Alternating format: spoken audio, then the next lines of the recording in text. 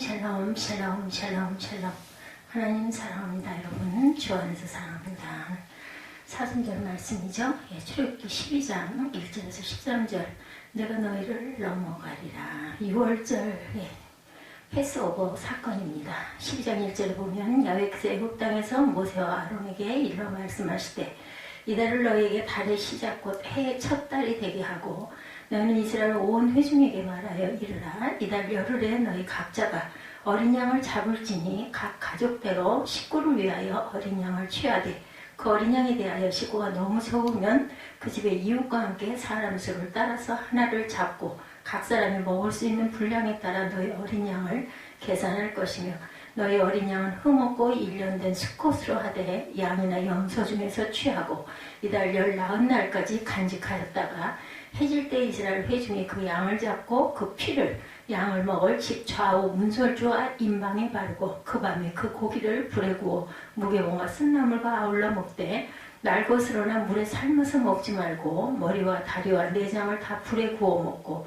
아침까지 남겨두지 말며 아침까지 남은 것을 곧 불사르라.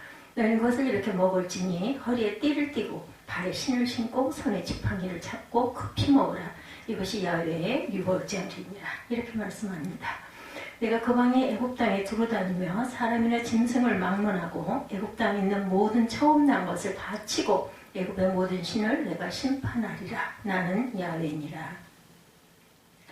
12절까지 말씀을 가지고 함께 은혜를 나눕니다. 내가 너희를 넘어가리라. 이렇게 말씀하고 있죠. 출애굽기 12장 말씀. 세계 2차 대전 당시 독일군들이 한 조그만 마을을 급습해서 유대인들을 찾아 체포하고 학살할 때였습니다. 그 가운데 마을에서 구석진 집에 살고 있는 유대인 가정이 한 가정이 있었어요. 그렇게 한 가정이 있었는데 이들 미처 피할 틈이 없어서 구석방에 들어가 두려움에 떨고 있을 때 아버지는 한 마리의 짐승을 잡아서 그 피를 집 대문 앞과 마당에 뿌려놓고 떨고 있는 아이들을 진정시키면서 이렇게 말합니다. 얘들아 걱정하지 마. 아무 일도 없을 거야. 그때 마침 독일군들이 그 집 앞에 이르렀고 두리번거리다 문과 집 앞에 뿌려진 피를 보고 이미 이 집은 다른 대원들이 지나간 줄로 알고 그 집을 지나쳐서 유대인 가정은 죽음을 모면할 수 있었다고 합니다. 우리 몸속에 피라고 하는 것 참으로 신기하고 놀라워서 의학적으로는 사람은 피가 없으면 살 수 없을 뿐만 아니라 피를 대신한 어떤 인공 물질도 없다고 하죠. 그런가 하면 피는 생명을 상징하기도 하고 굳은 맹세와 사랑을 상징하기도 합니다. 아주 귀한 것이기도 하죠. 오늘 본문의 말씀은 한 민족을 구하는 위대한 피의 능력에 관한 말씀. 이스라엘 백성들은 400년 동안 애굽에서 종살이를 하면서 말할 수 없는 고통과 신음 가운데 살았습니다. 살아남은 것이 기적일 정도로 아주 고통스럽게 인간으로서는 어떻게 대처할 수가 없을 만한 그러한 그 대단한 어려움을 견디고 살아남은 거죠. 하나님께 부르짖을 때 하나님께서는 때가 이르러 모세를 세우시고 이스라엘 백성들을 애굽에서 나와 광야를 지나 가나안 땅으로 인도해 주셨어요. 그런데 모세가 하나님의 부름을 받고 애굽 왕 바로에게 가서 이스라엘 백성들을 내어달라고 했을 때 바로가 처음부터 순순히 이스라엘을 내어준 것은 아니었습니다. 그로 인해 하나님께서 애굽에 재앙을 내리셨는데 나일강이 핏물로 변하고 우박이 온 애굽에 내려서 모든 농작물이 못쓰게 되고 메뚜기와 개구리 재앙과 같은 9가지의 재앙을 겪으면서도 바로는 교만해서 그 뜻을 굽히지 않았고 마침내 하나님께서는 10번째 재앙을 애굽에 내리셨는데 그 마지막 재앙이 바로 장자의 죽음이라는 재앙이었죠. 그런데 하나님께서는 애굽의 장자를 치시기에 앞서서 이스라엘 백성에게 먼저 명령하시기를 13절에 보면 말씀하고 있죠. 내가 피를 볼 때 너희를 넘어가리니 이렇게 말씀합니다. 내가 애굽 땅을 칠 때 그 피가 너희가 사는 집에 있어 너희를 위하여 표적이 될지라.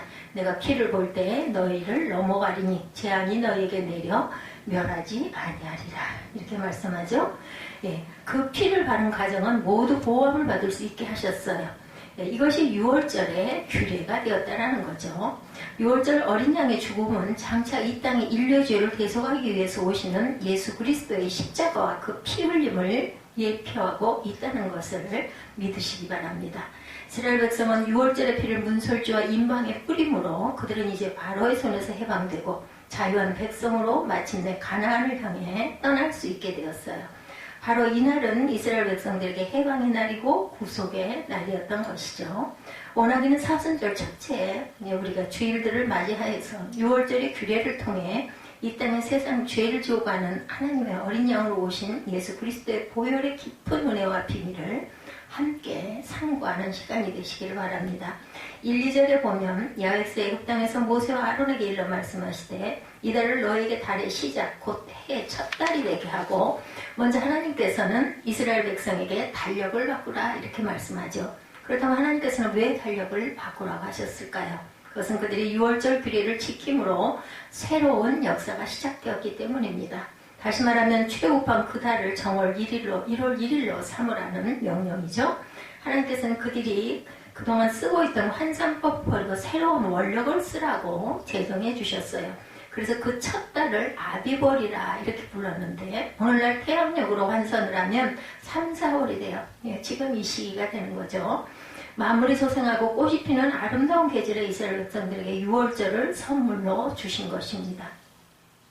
이스라엘은 오랜 시간 애굽의 노예로 고통당하다 하나님께서 6월절을 통해서 그들에게 참 자유와 새로운 역사의 출발을 허락해 주셨듯이 오늘 우리의 인생 속에 예수 그리스도가 들어옴으로 우리가 바뀌고 새로운 피조물이 되었다는 것을 믿으시기 바랍니다. 고린도후서 5장 17절에 보면 우리가 너무 잘 아는 말씀이죠. 그런즉 누구든지 그리스도 안에 있으면 새로운 피조물이라 이전 것은 지나갔으니 보라 새 것이 되었도다. 예수님의 보혈을 믿고 영접하는 그 순간부터 우리는 예수님의 보혈 안에서 인생의 새로운 의미와 목적을 발견하게 되었다는 거죠.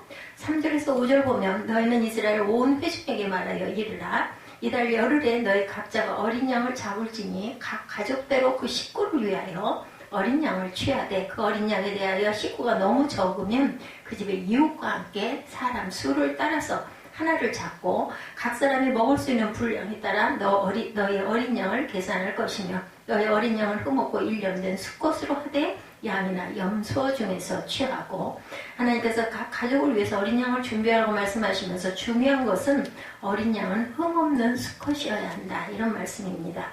이 땅에 흠없는 분이 오셨어요. 예수 그리스도시죠. 예수님은 죄가 없으신 분으로 동정녀 마리아의 몸을 통해서 나오셨습니다. 그러므로 바로 6월절의 어린 양은 장차 이 땅에 우리를 구속한 어린 양으로 오시는 예수 그리스도를 가리키고 있다는 거죠. 예수님이 십자가에 피 흘리심으로 저와 여러분의 죄가 씻음받은 것을 믿으시기 바랍니다. 죄인은 죄인을 위해서 아무리 피를 흘려도 소용이 없죠. 본인도 죄인이기 때문에 그 피가 아무런 효과가 없습니다. 무죄하고 흠이 없어야 되죠. 이것을 충족할 수 있는 것은 예수님의 피밖에 없다는 거죠. 이것은 흠없는 어린 양의 피 흘림으로 이스라엘 백성들의 장자들이 보호를 받듯이 저와 여러분들이 예수님의 보혈로만 구원받을 수 있음을 예표하는 것이라는 것을 믿으시기 바랍니다. 6절에 이달 열 나흔 날까지 간적하였다가 해질 때 이스라엘 회중이 그 양을 잡고 6월절 어린 양 나흘 동안 준비되도록 하셨는데 여기서 열 나흘 동안이란 아비벌 10일부터 14일까지 기간 4일 동안입니다. 그리고 14일 되는 날에 양을 잡아서 6월절 규례를 지키게 하시죠. 그렇다면 왜 나흘이라는 기간을 두셨을까?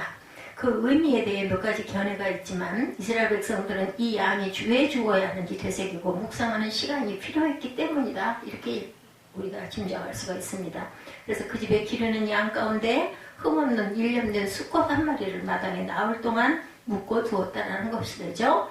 그때 이 양을 보고 그 집 장자 되는 소년이 아마 물었을 거예요.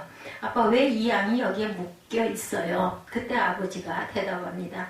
얘가 이제 하나님께서 애굽의 모든 장자의 생명을 거두어 가실 것인데 어린 양을 잡아서 그 피를 문설주에 발라야지만 우리 가족이 보호를 받고 내가 생명을 보호받을 수 있단다.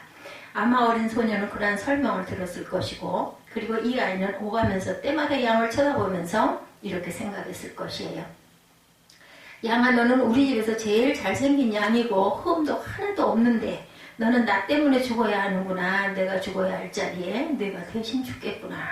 이 아이는 양을 보면서 그런 생각을 했을 것입니다. 오늘 죽어야 할 애굽의 장자, 바로 오늘 저와 여러분들이죠. 아담과 하와가 하나님의 금하신 선악과를 먹으면서 인간에게 죄가 들어왔고 그 죄는 우리에게 사망을 주었어요. 저와 여러분의 예수의 보혈을 믿는 것이 바로 믿음이죠. 우리는 예수의 보혈을 믿습니다. 내가 가진 모든 죄를 그분이 십자가에서 대신 깨끗하게 청산해 주신 것을 믿죠. 그분의 피가 내 죄를 씻어냈고 그분의 피가 내게 새로운 새 생명, 영생의 생명을 주셨습니다. 그분의 피가 나를 모든 환난에서 건져낸다는 것을 믿는 것, 이것이 바로 믿음입니다. 어떤 젊은 부부에게 어린 아이가 있었어요. 아이를 키우면서 주변에서 일어나는 크고 작은 사고를 접하면서 부부는 자신들이 없을 때 대비하는 차원에서 10억의 큰 보험을 가입을 합니다. 10억짜리. 근데 불행하게도 이 부부가 정말 차를 타고 가다가 교통사고가 나서 아이는 다행히 살았지만 부부는 그만 그 자리에서 돌아가게 됐어요. 보험회사에서는 그 아이를 양육할 양육자를 선정해서 그 사람에게 양육비를 대신 지급해 주겠죠. 그리고 이 아이가 성인이 되면 남은 돈을 아마 넘겨줄 것입니다.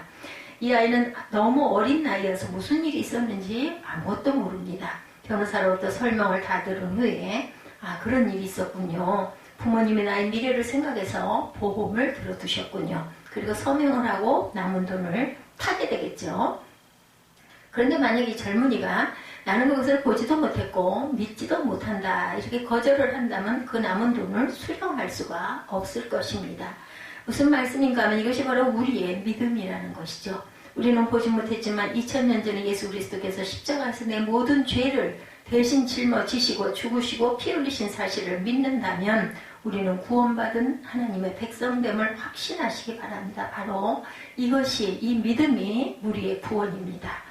우리가 많은 공로를 쌓고 업적을 쌓고 구제를 해서 구원을 받는 것이 아니라 예수 그리스도의 보혈을 믿는 자들에게만 구원받은 하나님이 하나님의 백성이 될 수 있음을 성경은 우리에게 분명하게 말씀합니다. 13절 말씀을 한번 다시 해보면 내가 애국 땅을 칠 때 그 피가 너희가 사는 집에 있어 너희를 위하여 표적이 될지라 내가 피를 볼 때 너희를 넘어가리니 재앙이 너희에게 내려 멸하지 아니하리라. 그리고 장차 하나님의 심판대 앞에 설 때 주님은 무엇을 보실까요? 얼마나 돈을 많이 벌었는지 얼마나 훌륭하게 살았는지 그것을 보시는 것이 아니라 단 한 가지 너희의 심령 속에 어린 양 예수의 피가 뿌려져 있는가? 그것을 내가 믿느냐인 거죠. 하나님이 세상을 이처럼 사랑하사 독생자를 주셨으니 누구든지 그를 믿는 자마다 영생을 얻으리로다. 제가 어린 날 꼬마 때 4-5살 유치부이죠. 이때 제가 외운 이 요한복음 3장 16절 그죠? 이 말씀을 정말 기가 막힌 말씀, 아주 길지도 않고 너무나 흔하게 많은 사람들이 아는 이 말씀이 저는 늘 새록새록 너무나 귀하게 마음밭에 와서 닿습니다. 그 사람이 남자였는지 여자였는지 부자였든 가난한 사람이든 혹은 배웠든 못 배웠든 가장 중요한 것은 그 인생 가운데 예수의 보혈이 뿌려져 있고 그것을 믿느냐는 것이에요. 믿기만 하면 누구든지 영생을 주신다고 말씀합니다. 예수님의 피를 바르시기를 주님의 이름으로 축원합니다. 마음밭에 뿌리시고 바르십시오. 피는 능력입니다. 보호의 능력을 가지고 있죠. 그래서 피를 바른 유대인의 가정마다 장자들이 보호함을 받았듯이 예수 그리스도의 피는 여러분의 모든 환난과 재난에서 보호받으신다는 것을 믿으시기 바랍니다. 뿐만 아니라 예수님의 피는 사단이 가장 두려워하는 것이고 사죄의 능력이 있습니다. 우리 죄를 씻어내는 능력이 이 보혈에 있다라는 것이죠. 그래서 요한일서 1장 9절에 만일 우리가 우리 죄를 자백하면 그는 미쁘시고 의로우사 우리 죄를 사하시며 우리를 모든 불의에서 깨끗하게 하실 것이요 라고 했어요. 실제로 흥미로운 것은 우리의 몸의 혈기에는 백혈구와 적혈구라는 성분이 있습니다. 그 중에서 백혈구는 우리 몸에 어떤 이상한 병균이 들어오면 얼른 침입자를 처리하는 일을 맡고 있죠. 근데 백혈구가 침입자를 처리하는 모습을 보면서 놀라운 사실을 깨달을 수가 있습니다. 얼핏 생각하면 백혈구는 아주 강력한 어떤 방법을 쓸 것 같지만 절대 무력을 쓰거나 합의하는 방법을 사용하지를 않습니다. 너네 그렇게 더럽냐? 너네 그렇게 생겼냐? 아주 심한 욕설을 하는 것도 아니죠. 그저 침입자에게 가까이 다가가 자신의 가슴을 활짝 열어주며 품 안에 꼭 껴안아 버리죠. 그리고 아주 깊은 사랑으로 감싸줍니다. 백혈구에게 안긴 그 침입자는 너무 황홀해서 정신을 잃죠. 왜냐하면 단 한 번도 그런 사랑을 받아본 적이 없었기 때문이에요. 여러분들 무슨 말씀인지 이해가 가시죠? 침입자는 백혈구의 사랑에 감동해서 아예 그 균 자체가 녹아버린다는 것입니다.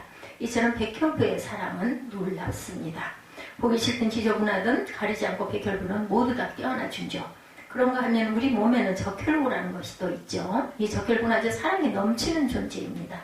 우리 몸에 있어 산소란 정말 중요한 생명과 같은 것이죠. 그런데 적혈구는 언제나 이리저리 다니면서 산소가 필요한 곳이 있으면 아낌없이 자신의 가장 소중한 것을 내어줍니다.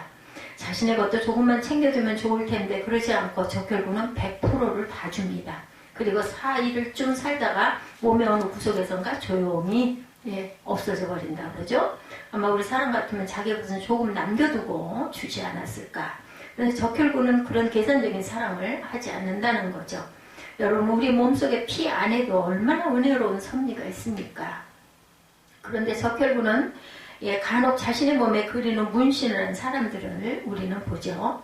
물론 자신의 몸에 무슨 그림을 그리든 그것은 개인의 자유라 하지만 아무리 당시에 좋아서 한 것도 나중에 대개는 후회들을 합니다. 그래서 지우러 찾아오시는 분들이 많다고 그래요. 성형외과에. 그래서 문신을 지우기도 하는데 이것을 지우는 일에는 엄청난 고통이 따른다고 그래요. 마찬가지로 문신은 내가 보기 싫다고 해서 아무리 씻어도 지워지지가 않고 고통스럽고 그것을 지울 때 우리가 살아온 죄의 흔적들은 우리에게 늘 남아있습니다. 그 죄는 아무리 씻어도 씻을 수가 없고 그 죄를 씻을 수 있는 유일한 방법은 그리스도의 보혈만이 깨끗이 정결케 하신다는 거죠. 베드로전서 1장 18, 9절입니다. 너희가 알거니와 너희 조상이 물려준 헛된 행실에서 대속함을 받은 것은 은이나 금 같은 없어질 것으로 된 것이 아니요 오직 흠없고 점없는 어린 양 같은 그리스도의 보배로운 피로 된 것이니라. 주님의 구속은 영원한 속죄고 우리가 과거에 지은 죄만이 아니라 미래에 지을 죄까지도 용서하신 은혜를 우리를 위해서 준비하셨어요. 어떤 분들은 이런 말을 합니다. 아니 하나님은 전능하신데 그냥 너희 죄가 용서받았다 하면 되지 꼭 하나밖에 없는 아들을 십자가에 돌아가시게까지 해야 되셨을까요? 저도 그런 생각을 했어요. 어린 날. 왜일까? 예수님이 십자가의 고통을 받았다는 것은 우리 죄가 그만큼 중하다라는 이야기 뿐만 아니라 예수님의 보혈은 치료의 능력이 또한 있습니다. 예수님의 보혈은 우리 마음의 상처와 육신의 질병까지도 치료해 주심을 믿으시기 바랍니다. 그래서 우리가 질병을 치료할 때 예수님의 보혈로 기도합니다. 예수님의 보혈은 사단으로부터 우리를 보호하죠. 우리의 모든 죄를 깨끗하게 하는 능력이 있습니다. 그리고 우리를 치료하는 능력이 있죠. 6월절 어린 양은 장자의 생명을 살렸어요. 동시에 우리 어린 양 예수 그리스도께서는 우리를 죽음에서 건지시고 새로운 삶을 우리에게 선물해 주십니다.